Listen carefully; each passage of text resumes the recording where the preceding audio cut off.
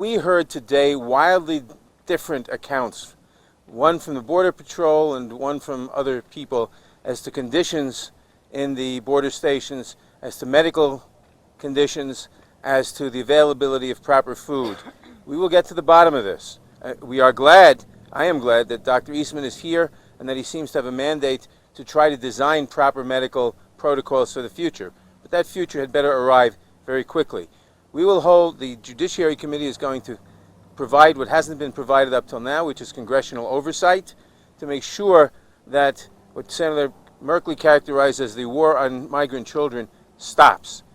Secondly, it is very clear, we know that the President has been talking about the emergency at the border. The only emergency at the border is a humanitarian emergency caused by this war on children. The fact of the matter is that the number of apprehensions, the number of migrants crossing the border is way down over the last few years. There's not an emergency of that nature. Secondly, because of the administration's policy of not letting people be admitted at ports of entry, of metering, of saying only so many per day, they are forcing people to cross the border illegally. They are forcing people with legitimate asylum claims or illegitimate asylum claims, but claims that should be heard under American law. They are forcing them to cross the border illegally, and then they're putting them in detention camps. Instead of putting them in detention camps for months and years, we ought to have a proper adjudication of the asylum claims quickly. Appoint more of those immigration judges. Have more hearing officers, because people have a right under our law to claim asylum. And maybe they have a valid claim and maybe they don't, but that should be determined, and they shouldn't be punished for making an asylum claim, many of whom are maybe valid asylum claims. Lastly, the President has announced that he's going to address the country tomorrow night on the so-called crisis at the border.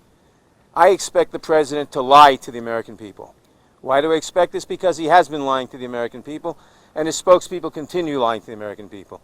Just yesterday, his press secretary said in an interview with Chris Wallace that 4,000 terrorists had crossed the border. Chris Wallace pointed out that they had all been apprehended at airports, none at the border. There is no security crisis at the border. And finally, as Congressman Castro said, the President has no authority to usurp congressional authority of the purse. Congress must appropriate funds. He cannot simply take funds appropriated for other purposes to build a wall because he declares a national emergency. The courts should not permit it, and I do not believe the courts will permit it, and we would certainly oppose any attempt by the President to make himself a king and a tyrant by saying that he can appropriate money without Congress. That is perhaps the most dangerous thing he is talking about since he became president.